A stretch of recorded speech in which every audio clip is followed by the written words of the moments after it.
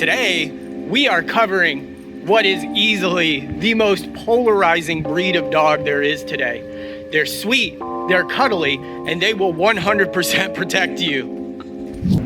The Pitbull.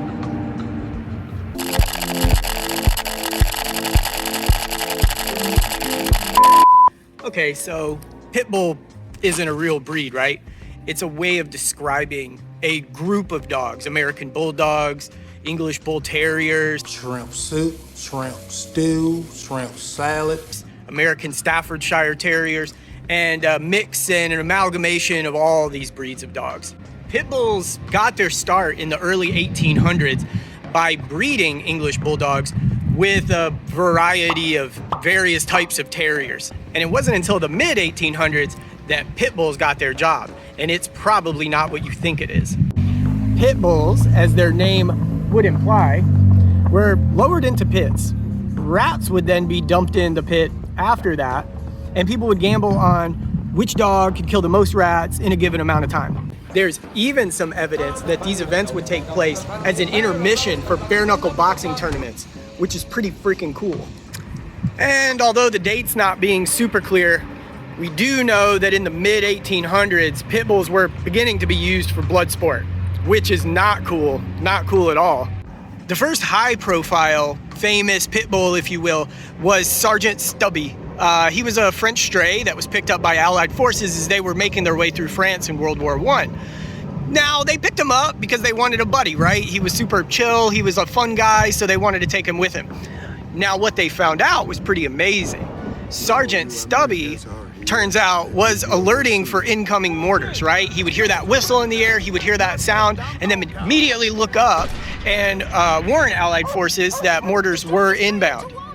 Stubby is the first dog that was ever given military rank and given military commendations. Pit Bulls would again make an appearance on the world stage. Everybody knows this guy, Petey from the Little Rascals. Petey's nanny-like demeanor was really the sentiment at the time. That's how they were viewed then. They were viewed as a great dog for kids.